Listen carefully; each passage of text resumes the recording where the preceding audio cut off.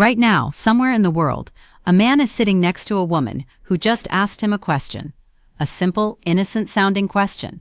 And he answered it casually, maybe even brushed it off. What he doesn't know is that she just told him everything. She just handed him the key to her desire on a silver platter, wrapped in the most ordinary words you could think of. And he missed it completely. That man might be you. And after today, that will never happen again. Here is a truth that will probably sting a little. Women almost never say what they actually mean when it comes to intimacy. I know, because I am one. And I can tell you from personal experience and from years of studying how women communicate that the way we signal desire is nothing like what most men expect. There is no neon sign. There is no dramatic confession. There is no movie scene where the music swells and she throws herself into your arms. What actually happens is so subtle, so effortless, that it slips right past most men like a whisper during a thunderstorm. A study published in the journal Communication Monographs found that women use indirect speech patterns nearly 70% more often than men when communicating about emotionally vulnerable topics. That means when a woman wants something intimate, something personal, something that makes her feel exposed, she is almost certainly not going to say it directly. She is going to code it. She is going to dress it up in the most harmless-looking language possible. And if you are not paying attention, you will respond to the surface meaning and completely miss the real message underneath. Now here's the part that makes this video different from anything else you have watched. I am not going to give you a list of 20 vague signs. I am not going to tell you to watch her body language or read her energy. I am going to tell you the exact 2 questions she will ask you when she wants intimacy. 2.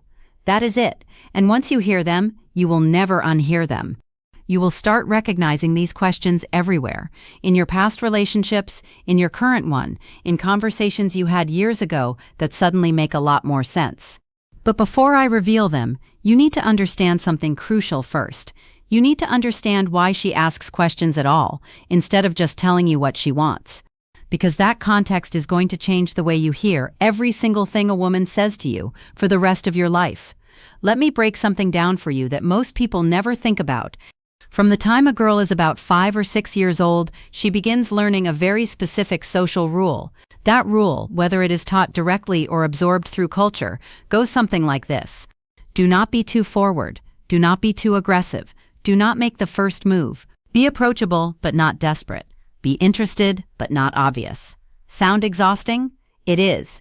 But this is the reality of how most women are socialized around the world. Dr.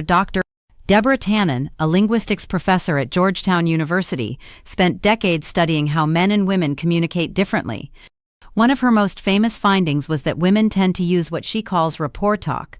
That means women communicate to build connection, to test emotional safety, and to gauge how the other person feels before revealing how they feel. Men, on the other hand, tend to use rapport talk, which is more about exchanging facts and solving problems. So when a woman asks you a question, she is usually not looking for a factual answer. For a doctor, she is looking for an emotional one. She is checking the temperature of the room. She is testing whether it is safe to go further. This is why so many men feel blindsided when a woman suddenly pulls away or loses interest. He thought everything was fine. She was smiling. She was laughing. She even asked him a couple of sweet questions. But from her perspective, she put herself out there, asked the 2 most vulnerable questions she could think of, and he treated them like small talk. He gave her a one-word answer and went back to scrolling his phone. And in that moment, without saying another word, she closed the door. Now that you understand the framework, the operating system behind how she communicates, it is time to talk about the first question. And honestly, when I tell you what it is, your jaw might actually drop at how simple it sounds. The first question a woman will ask you when she wants intimacy is this. What are you thinking right now? I know what you are thinking. That is it. That is the big secret. She asks me what I am thinking. Yes. And the reason you are underwhelmed is the exact reason men keep missing it, because it sounds like nothing. It sounds like idle curiosity. But let me explain what is actually happening inside her mind when she asks you this. When a woman asks what you are thinking, she is not making conversation. She is making an attempt to enter your inner world. She is asking for access. Think about that for a second. She is essentially saying, I want to know what is happening inside your head right now, in this very moment, because I want to feel closer to you than I currently do. That is not small talk. That is emotional pursuit. Dr. John Gottman, one of the most respected relationship researchers in modern psychology, calls these moments emotional bids. An emotional bid is any attempt one person makes to connect with another person. It could be a touch, a look, a comment, or yes, a question. Gottman's research at the University of Washington found that couples who recognized and responded to each other's emotional bids stayed together at a rate of 86%. Couples who missed or dismissed those bids, they broke up at a rate of 69%. 86 versus 69. That gap is not small. That gap is the difference between a relationship that lasts and one that quietly dies in a living room while both people wonder what went wrong. So, when she asks you, "What are you thinking right now?" she is making a bid. She is reaching for you. And how you respond determines everything that happens next.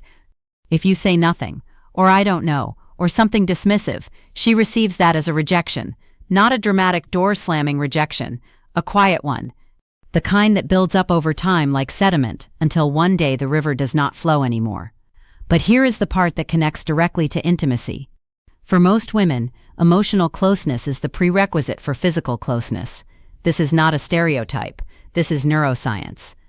Research published in the Archives of Sexual Behavior found that women's sexual desire is significantly more responsive to emotional context than men's. Meaning, a woman's body does not just respond to physical attraction. It responds to emotional safety, to feeling seen, to feeling valued, to feeling like her inner world matters to the person she is with. And when she asks what you are thinking, she is checking all of those boxes at once. She is saying, "Do you trust me enough to be vulnerable? Are you present with me right now? Do you see this moment the way I see it?" And if your answer tells her yes, something shifts.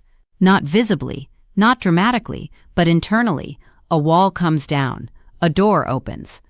She moves one giant step closer to wanting you, not just emotionally, but physically.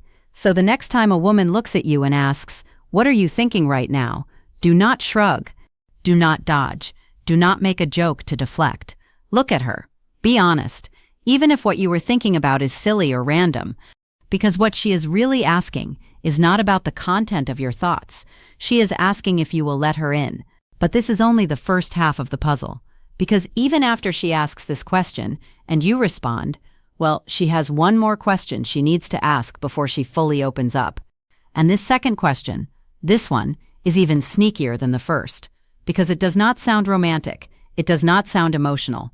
It sounds like the most casual throwaway line in the history of human conversation, and that is exactly why almost every man on earth gets it wrong. The second question she will ask you when she wants intimacy is this: "Are you tired?" Go ahead. Laugh. Roll your eyes. Think it is too simple. But I promise you, by the time I finish explaining this, you are going to replay at least 3 memories in your head where a woman asked you this exact question and you completely blew it. "Are you tired?"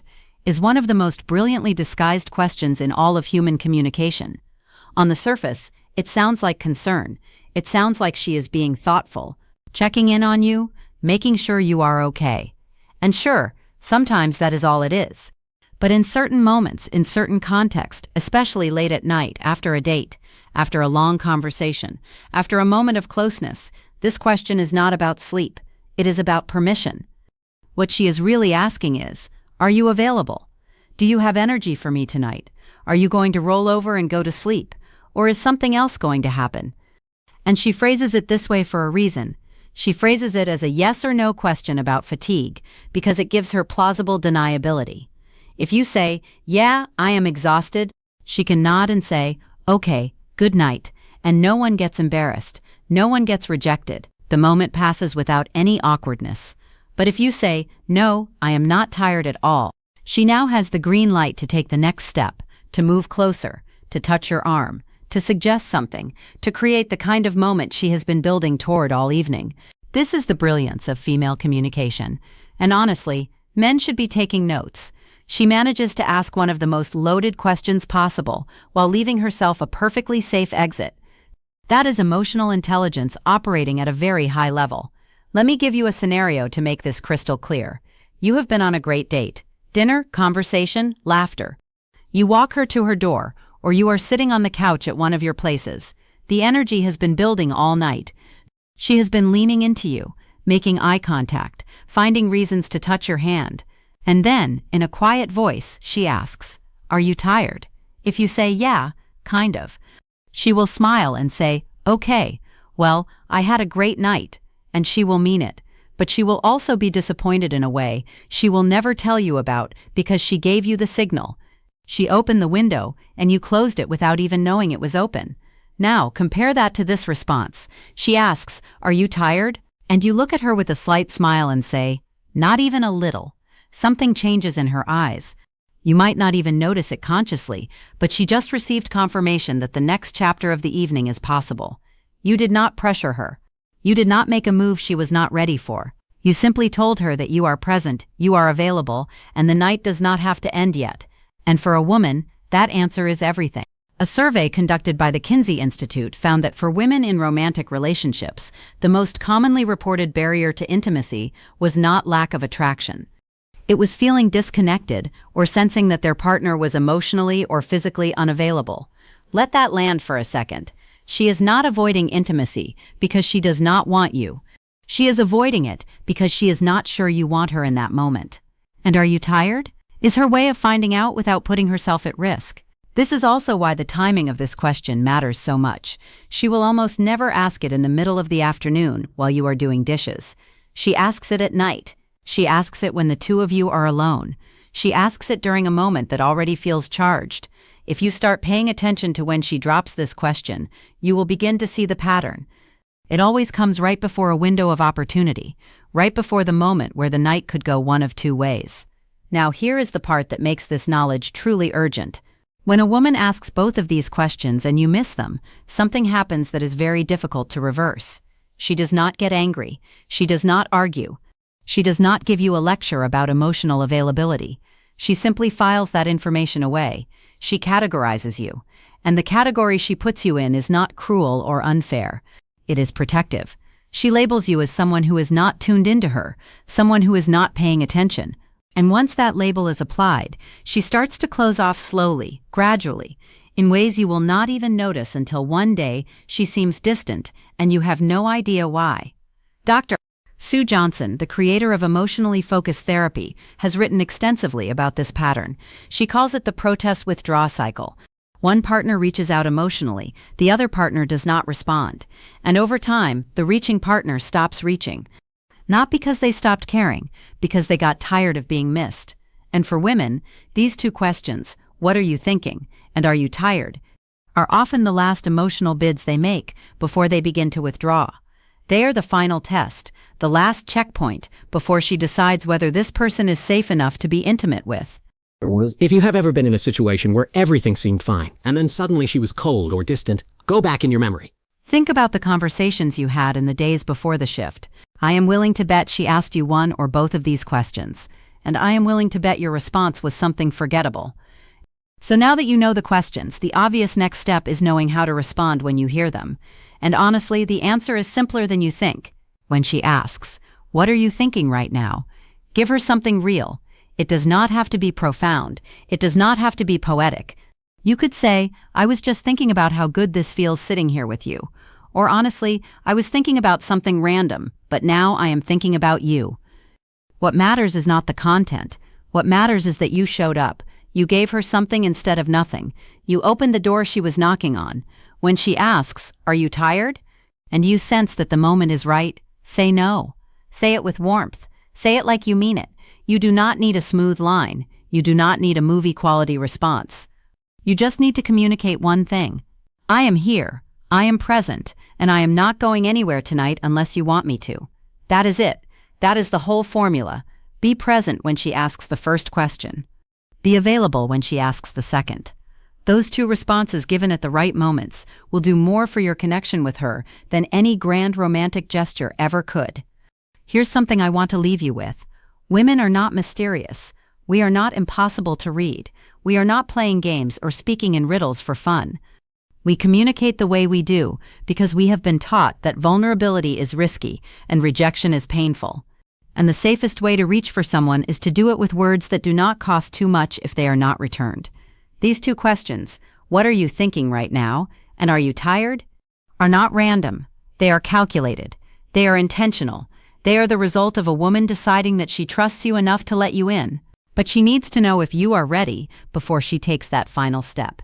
And now that you know this, you have a responsibility not to manipulate, not to game the system, but to pay attention, to listen with more than your ears, to hear what she is really saying underneath the words she chooses. Because when a woman asks you these questions, and you respond with presence, with warmth, with genuine attention, you are not just answering a question, you are telling her that she is safe. And for a woman, safety is the foundation of everything. Now, if what you just learned shifted something in the way you think about female communication, do me a favor. Do not just click away. Leave a comment below with the word signal. Just that one word. I want to see how many of you actually made it to this point and absorbed what was shared here today. Because the people who comment are the ones who internalize information. And internalizing this is the difference between knowing it and living it. And one more thing before you go. You now know the two questions she asks when she wants intimacy. But questions are only one part of the equation. The other part, her body. Specifically, there are 3 places on her body that if she allows you to touch are a dead giveaway that she wants you. Not maybe, not kind of, she wants you.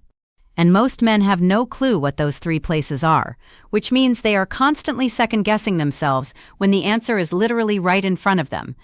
I made an entire video breaking this down called If She Lets You Touch These 3 Places, She Wants You. It is on your screen right now. Click it. Because if you pair what you just learned today with what that video teaches you, you will never misread a woman's signals again. Go watch it now.